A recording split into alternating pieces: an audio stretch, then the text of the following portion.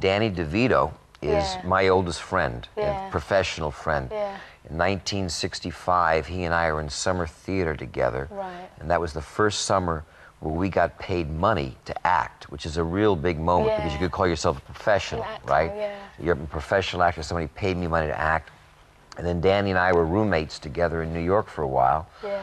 And we love to do, we've done 3 pictures there. Romancing the Stone, Jewel of the Nile, and The War of the Roses. Yeah. The War of the Roses, Danny also directed.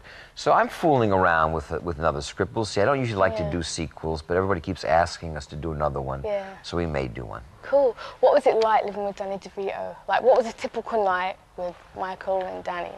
Well, we were a little bit like the odd couple. I mean, he likes to say that he was a slob and I was the neat one. Yeah. But I think it was a combination. I'll tell you one thing. Danny's originally from New Jersey. Right. And he's not very tall, you know. And he had this big Chevy. I remember he had this big Chevy car. He had a big cushion underneath it so he could sit, so he could look over the top of the windshield of the car. And this guy could drive like a lunatic. And we have sort of narrow streets sometimes, not quite as narrow as London. Yeah. But you go down a side street and there'd be a car double parked, and there was no way there was enough room to get through, and he wouldn't even blink. I'd take a deep breath, he'd miss by, we'd kind of put the rear view mirrors in, kind of close them, you know, right on, just get by. Right. He's a good guy. He's got a great sense of humor.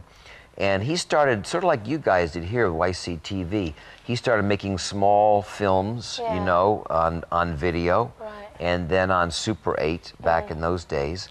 And if you asked me then, I was never sure about how successful he would have been as an actor. But as a director, he showed a lot of talent.